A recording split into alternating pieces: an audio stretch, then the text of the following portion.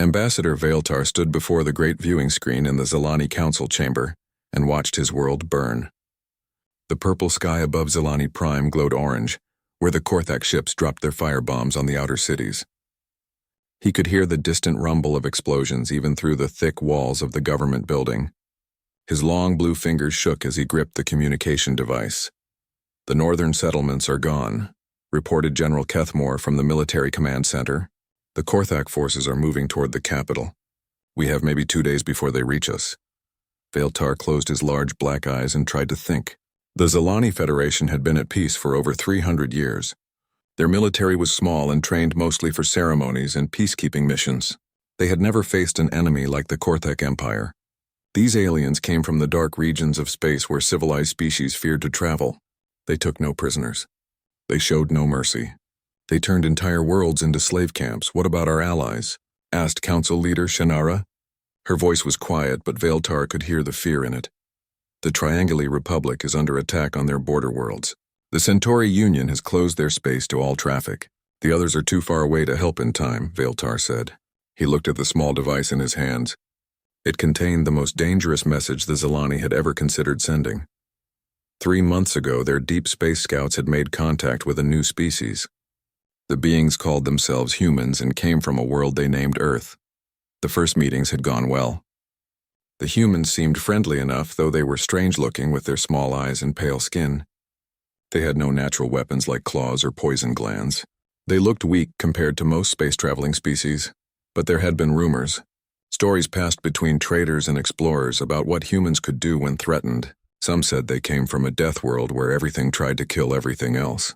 Others claimed humans were natural warriors who fought with a fury that scared even the toughest alien soldiers. Most civilized species dismissed these stories as wild tales. Now Veiltar wondered if those stories might be true. "Send the message," he said. Finally, the communication officer nodded and activated the long-range transmitter. The signal would take hours to reach human space. If the humans chose to help, it would take their ships days to arrive. By then, the war might already be over. Captain Jake Morrison was eating his morning meal in the officers' mess when the emergency alarm started blaring throughout the starship New Horizon. He dropped his food and ran to the bridge where his crew was already gathering around the communication station. "What do we have?" Jake asked as he took his command. "Chair, priority distress signal from the Zilani Federation," reported Communications Officer Lisa Grant. She was a small woman with red hair who could speak 12 different alien languages. "They say they are under attack by something called the Korthak Empire." Jake frowned. He remembered the Zilani from the first contact reports. They seemed like decent people who valued peace and learning. Their technology was advanced, but they used it for exploration and trade rather than war. "Show me the message," he said. The main screen lit up with the image of a tall, blue-skinned alien. The being looked exhausted and frightened. When it spoke, its voice was formal, but Jake could hear the desperation underneath. "People of Earth, I am Ambassador Veiltar of the Zilani Federation. Our worlds are under attack by the Korthak Empire. They are a savage species that shows no mercy to civilians. They enslave entire populations and destroy anything they cannot use. Our military forces are not equipped to fight such an enemy. We have heard that humans are warriors. If this is true, then we beg for your help. Our children are dying. Our cities are burning. Please, if you have any compassion in your hearts, come to our aid." The bridge fell silent. Jake looked around at his crew. Engineer Ryan Clark was a big man with thick arms who could fix anything. He was staring at the screen with anger growing in his eyes. Medic Nicole Barnes had her hands pressed to her mouth. She was thinking about the alien children the ambassador had mentioned. "Sir," said Tactical Officer Danny Torres, "we should help them." Jake nodded slowly. The human government had been looking for ways to prove that Earth could be a valuable ally to the galactic community. This could be their chance, but it could also be a trap or a fight they were not prepared for. "Contact Earth Command," Jake ordered. "Send them a copy of this message and request permission to respond." The reply came back within 2 hours.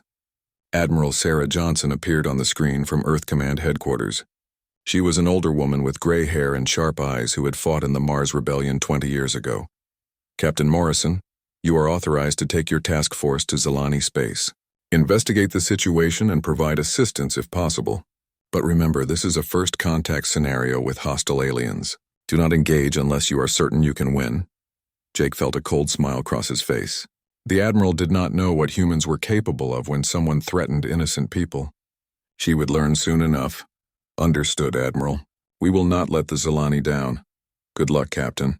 Earth Command out, Jake turned to his crew. They were all looking at him with the same expression. They wanted to fight.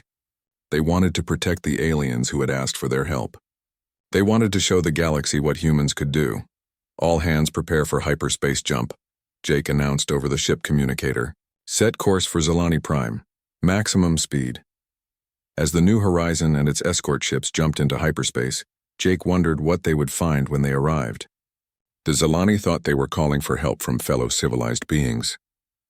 They had no idea they had just summoned predators from the worst world in known space. The Korthak Empire was about to learn why humans were called Deathworlders. The human fleet dropped out of hyperspace at the edge of the Zilani system, and Jake Morrison felt his heart sink. 3 Zilani worlds were dark. No cities glowed on their night sides. No ships moved between the planets. Only debris fields marked where space stations used to orbit. My God, whispered Lisa Grant from her station. They wiped out everything. Jake studied the tactical display.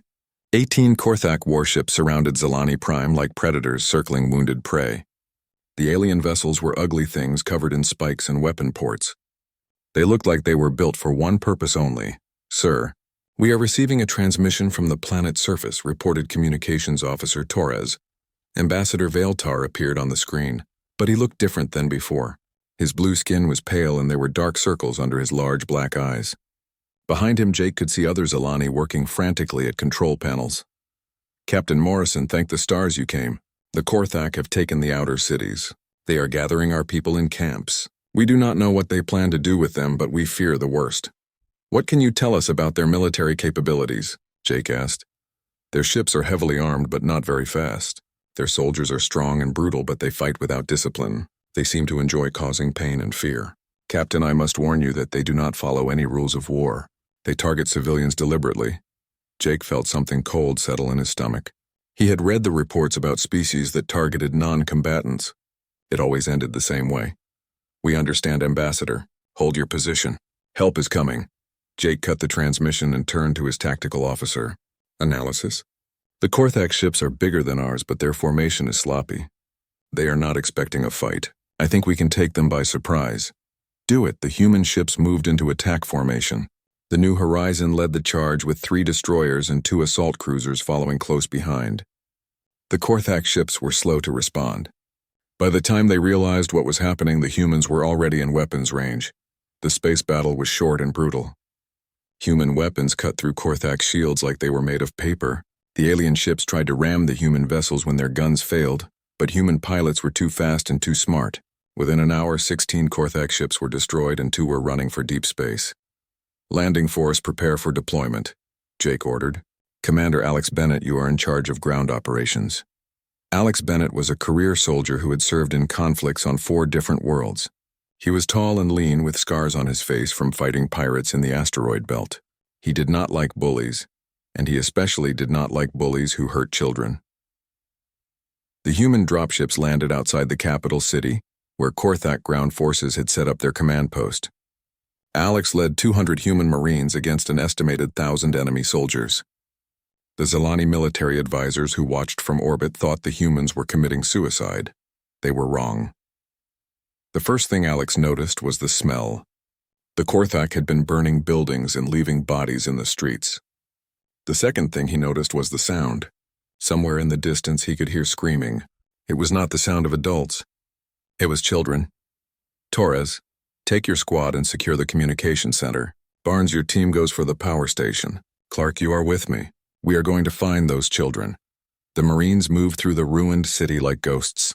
Their training had taught them to fight in urban environments where every building could hide an enemy. They used hand signals and moved in perfect coordination. The Korthak soldiers who tried to stop them died before they knew what hit them. Alex found the holding camps 3 blocks from the city center. The Korthak had herded hundreds of Zilani civilians into a school building. The adults were separated from the children. Armed guards stood at every entrance. Through his binoculars, Alex could see what was happening inside. The Korthak soldiers were not just guarding prisoners. They were enjoying themselves. Some were hitting the Zilani adults with electric prods. Others were throwing things at the children and laughing when they cried. Alex felt something happen inside his chest. It was like a switch being flipped. The careful professional soldier disappeared and something older and more dangerous took his place. "New plan," he said into his radio. "We are going to kill every single one of these bastards." The attack began at exactly 1400 hours. Human Marines moved through the Korthak positions like a plague. They did not announce themselves or demand surrender. They simply appeared and started shooting. The aliens who had spent weeks terrorizing helpless civilians suddenly found themselves facing humans who had no intention of showing mercy. Sergeant Torres and his squad cleared the school building in less than 10 minutes. They moved room to room with cold efficiency. Any Korthak soldier who raised a weapon died instantly. Any who tried to surrender were shot anyway. The human Marines had seen what these creatures did to children. Nicole Barnes led the medical team into the building as soon as it was secure. What she found there would stay with her for the rest of her life. The Zilani children were terrified and hurt but alive. The adults were in worse condition. Some had been tortured for information. Others had been hurt just because their captors enjoyed it. "These are not soldiers," Nicole told Alex as she treated the wounded. "These are monsters," Alex nodded grimly. He was watching the tactical display as his teams moved through the city. The Korthak forces were falling back in panic. They had never faced an enemy that fought with such controlled fury. By nightfall, the human Marines had cleared the entire city. Over 800 Korthak soldiers were dead. The humans had lost 3 Marines wounded and none killed. It was not a battle. It was an execution. Ambassador Veiltar met with Alex in the liberated city hall. The Zilani diplomat seemed shocked by what he had witnessed. "Your people fight with such intensity," Veiltar said carefully. "We had heard stories, but we did not believe them." Alex looked out the window at his Marines setting up defensive positions. They were laughing and joking like they had just finished a training exercise instead of a massacre. "Ambassador, you asked for warriors. That is what you got. The question is whether you can live with what that means." Veiltar followed Alex's gaze and felt a chill run down his spine. The humans had saved his people, but they had done it in a way that no civilized species would consider acceptable. They had shown no mercy and taken no prisoners. They had killed with cold efficiency and seemed to enjoy it. For the first time since the war began, Veiltar wondered if his people had made a terrible mistake. They had called for help and received it. But the cure might be worse than the disease. Lieutenant Commander Kelly Davis stood in the captured Korthak command bunker and studied the intelligence reports spread across the metal table. The alien writing looked like scratches made by angry claws, but the translation software had decoded most of it. What she read made her stomach turn. The Korthak were not just invaders. They were slavers who sold entire populations to buyers in the dark regions of space. They kept detailed records of how many beings they captured and how much profit each world would bring. The Zilani were marked as high value because of their intelligence and peaceful nature. "They rate species like livestock," Kelly said to Major Ryan Clark, who was examining captured Korthak weapons. "Men for heavy labor, women for breeding programs, children for training as servants." Ryan looked up from the alien rifle he was disassembling. His hand stopped moving. "What did you say about the children?" Kelly pointed to a section of the report. "They take children between ages 5 and 10. Train them to serve the buyers. The report says younger ones adapt better to slavery." Ryan set down the weapon very carefully. His jaw was clenched so tight Kelly could see the muscles bulging. Around the bunker, other human soldiers stopped what they were doing. The translation had been broadcast over their communication network. "Sir," said Corporal Mike Sullivan, "we need to find their main base." Kelly nodded. She had been thinking the same thing. The Korthak had a central processing facility somewhere in this system where they kept prisoners before shipping them off-world. According to the captured data, there were over 50,000 Zilani civilians being held there. "The base is on the 4th moon of the gas giant," reported Sergeant Lisa Grant from the communication station. "Heavily fortified. The reports say it has enough supplies to hold out for months." "Not anymore," Kelly said quietly. She activated her command tablet and began working on something the Korthak would never expect. Psychological warfare was not common among civilized galactic species. Most conflicts were fought according to strict rules with respect for enemy soldiers and non-combatants. The idea of deliberately trying to break an enemy's mind was considered barbaric. Kelly was about to show them what barbaric really looked like. The first broadcast began that night. Kelly had studied the Korthak language and culture during the trip to Zilani space. She knew what they feared most. Like many predator species, they were actually cowards when faced with something stronger than themselves. The messages went out on all Korthak military frequencies. They started simple, just recordings of human soldiers talking about what they planned to do to any Korthak they found. The translations were deliberately rough, so they sounded more threatening. Kelly made sure to include details about human anatomy and how humans could survive injuries that would kill most other species. Then came the video messages. Kelly had her teams film themselves preparing weapons and discussing tactics. The humans looked calm and professional, but Kelly edited the footage to make them seem cold and inhuman. She added background music that sounded like death marches. The Korthak command frequency started buzzing with panicked chatter within hours. "What are these humans?" one Korthak officer asked his commander. "Just another prey species," came the reply, but Kelly could hear the uncertainty. "They killed 800 of our soldiers in one day. They took no prisoners. They showed no fear. All species show fear when they face superior numbers." Kelly smiled as she prepared the next broadcast. This one would include footage from the battle for the capital city. She made sure to focus on human Marines moving through Korthak positions like unstoppable killing machines. Meanwhile, Mike Sullivan was proving that humans could do things that should have been impossible.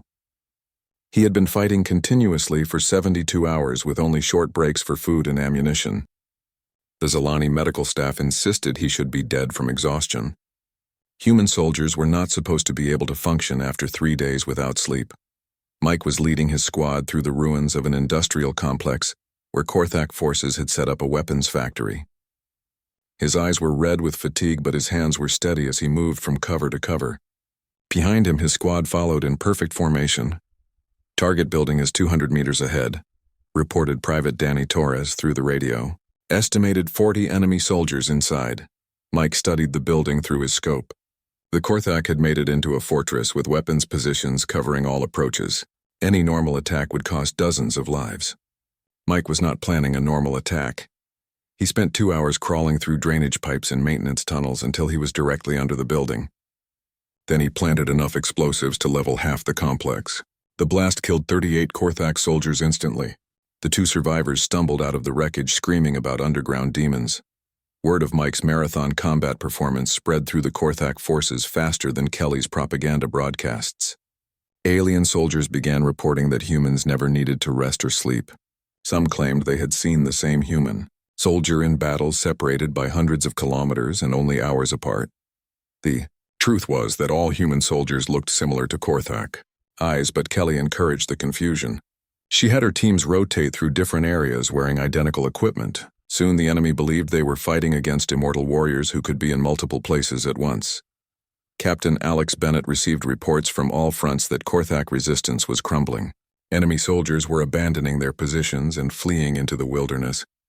Officers were executing subordinates for cowardice. The chain of command was breaking down. "Sir, we are receiving surrender offers from 3 different Korthak units," reported Communications Officer Nicole Barnes. Alex looked at the tactical display. Human forces controlled 60% of Zilani Prime and were advancing on all fronts. The enemy was running out of places to hide.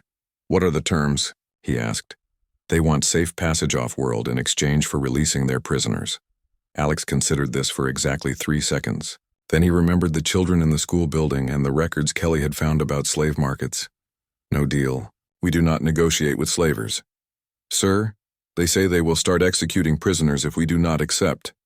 Alex felt that cold switch flip inside his chest again. Around the command center, other human officers were having the same reaction. They had all seen what the Korthak did to helpless civilians. "Send a message to all Korthak forces," Alex said in a voice that made Nicole shiver. "Tell them that for every civilian they harm, we will hunt down and kill 10 of their soldiers. Tell them that we will follow them to whatever hole they crawl into and drag them out. Tell them that humans do not forget and we do not forgive." The message went out on all frequencies. Within an hour, Kelly was receiving panicked communications from Korthak commanders who were begging their government for evacuation ships. But the most effective, psychological warfare came from something Kelly had not planned. Human medics had been treating wounded Korthak soldiers according to their training. They patched up enemy wounded and sent them back to their own forces. To the Korthak, this was the most terrifying thing of all. These humans were such confident predators that they healed their enemies just so they could hunt them again later. The medical treatment was an act of casual dominance that broke the spirit of every Korthak who witnessed it. By the end of the week, Korthak forces on Zilani Prime were in full retreat. They abandoned their equipment and fled toward their base on the fourth moon. Behind them, they left a trail of discarded weapons and supplies. Ambassador Veiltar watched the human soldiers celebrating their victory and felt a deep unease growing in his chest. The humans had saved his world, but they had done it by becoming something that scared him almost as much as the Korthak. He was beginning to understand that his people had not called for help from fellow civilized beings. They had summoned apex predators from a world where only the most dangerous species survived.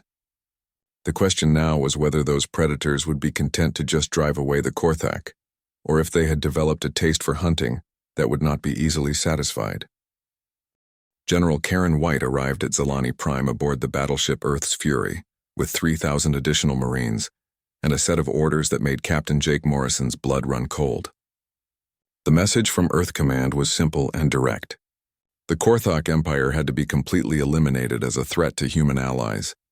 Karen was a small woman with gray hair and cold blue eyes who had earned her rank fighting in the worst conflicts humanity had ever seen.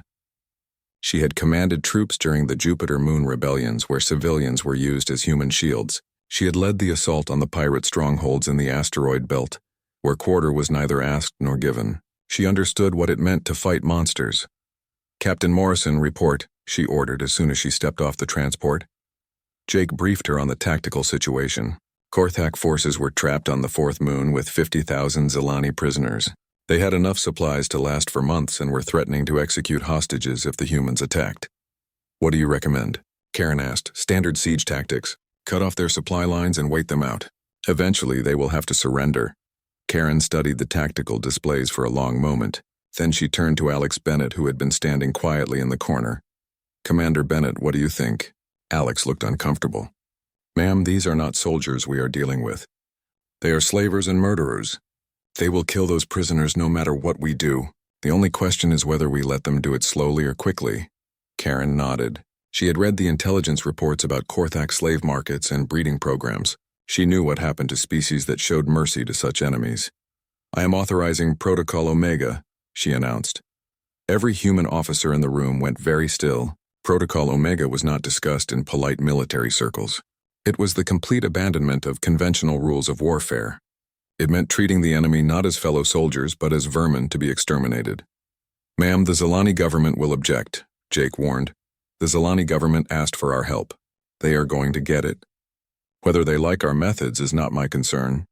Karen turned to her aide, Major Steve Parker. He was a big man with scarred hands who specialized in what the military politely called special operations. His real job was hunting down enemies that regular forces could not handle. "Parker, I want you to form hunter-killer teams. Find every Korthak commander and eliminate them. No prisoners. No quarter. Make them afraid to sleep." Steve nodded grimly. "Rules of engagement?" "There are no rules. These creatures prey on children. They deserve whatever they get." The hunting began that night. Steve led teams of human special forces onto the fourth moon, using stealth ships that could avoid Korthak sensors. They moved through the enemy base like shadows, killing sentries and planting listening devices. Captain Rachel Stone commanded one of the hunter teams. She was a sniper who could hit targets at impossible ranges in conditions that would blind most shooters. Her team spent 3 days studying the Korthak command structure before they struck. The first target was General Morthak, the Korthak commander who had ordered the massacre of Zilani civilians on the outer worlds. Rachel put a bullet through his head from over a kilometer away while he was eating dinner with his staff. The shot came through a window that should have been impossible to hit from that angle. The second target was Colonel Vashitar, who ran the slave processing facilities.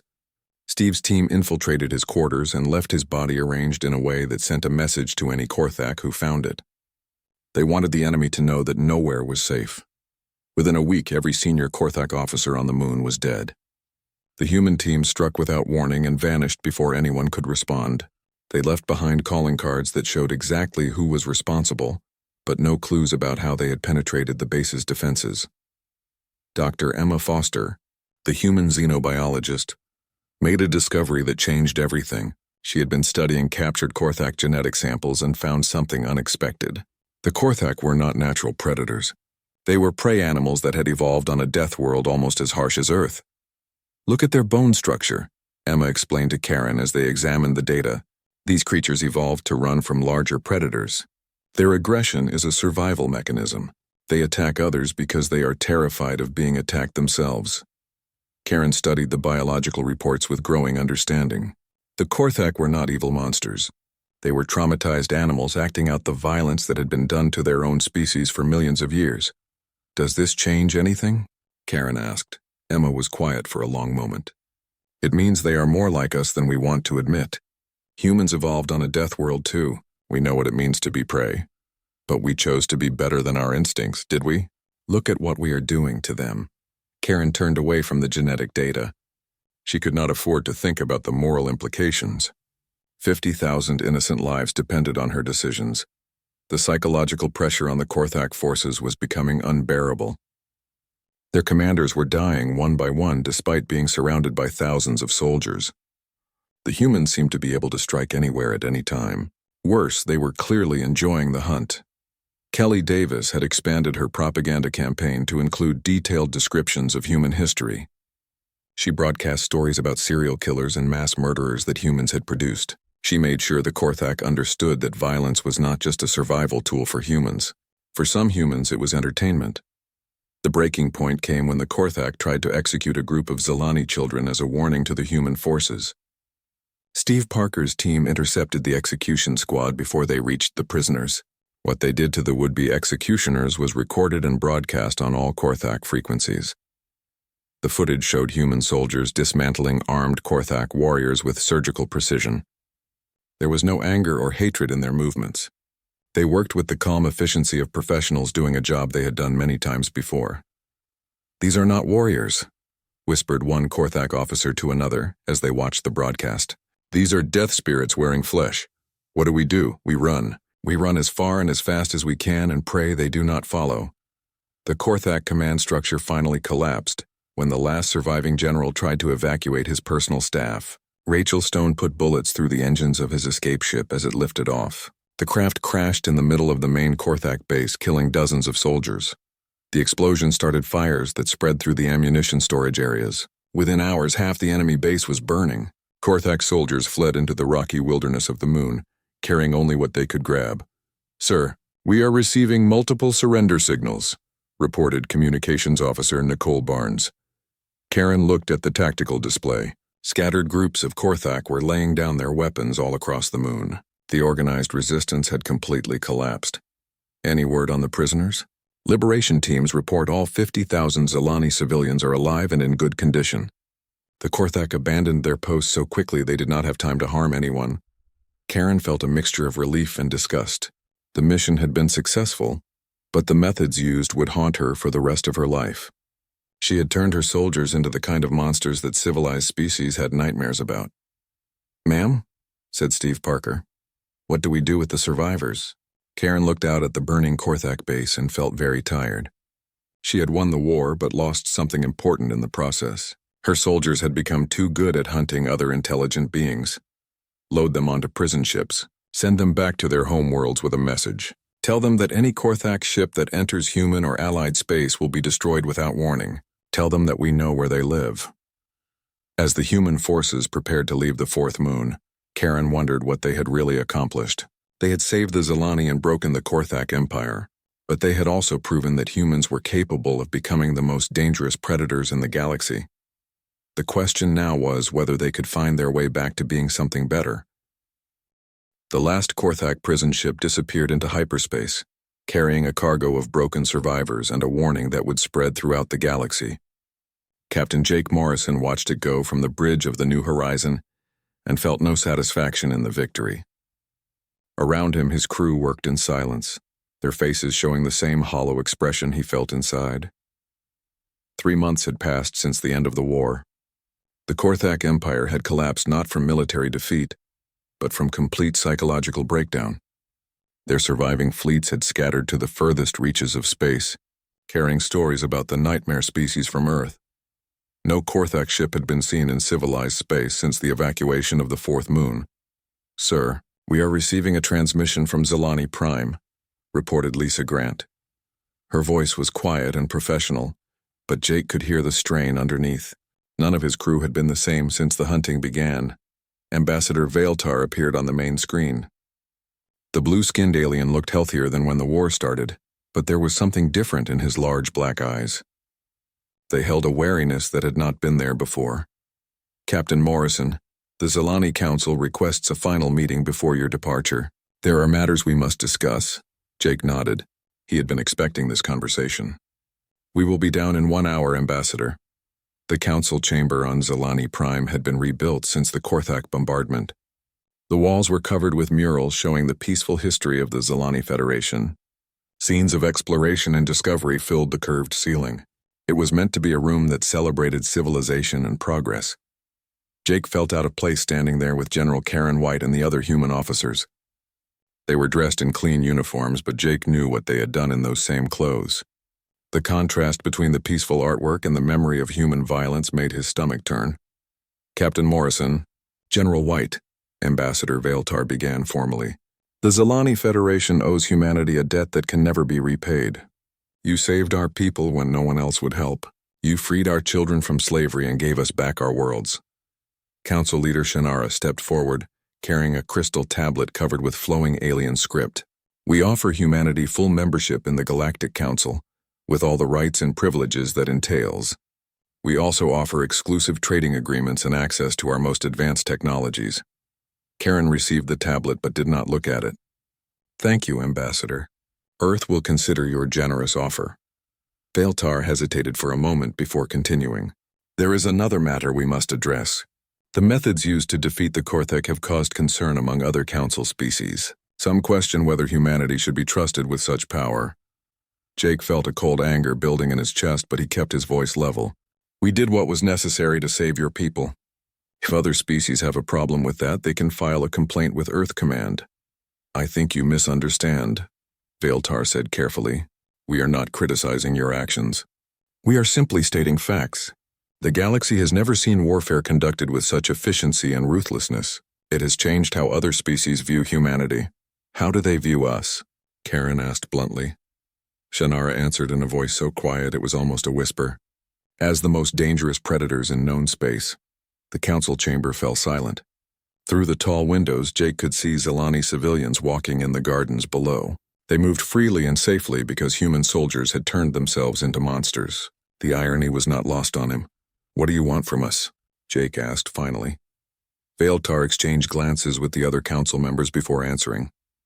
"We want assurance that humanity will use its power responsibly. The galaxy needs protectors, not conquerors." Karen stepped forward and her voice carried the authority of someone who had commanded armies. "Humanity has no interest in conquest. We fight only to protect ourselves and our allies. But let me be clear about something, Ambassador. If another species threatens innocent lives the way the Korthak did, we will respond the same way. We will not apologize for being effective at protecting those who cannot protect themselves. Even if it means becoming the thing you fight against?" The question hung in the air like a challenge. Jake looked around the room at his fellow officers. Major Steve Parker was staring at his hands as if he could still see blood on them. Captain Rachel Stone had barely spoken since the end of the hunting. Dr. Emma Foster kept muttering about genetic similarities between humans and Korthak. "Perhaps," Karen said finally, "that is the price of victory in a universe where monsters exist." Later that evening, Jake walked alone through the rebuilt capital city of Zilani Prime. The streets were full of life again. Families moved through the markets buying food and supplies.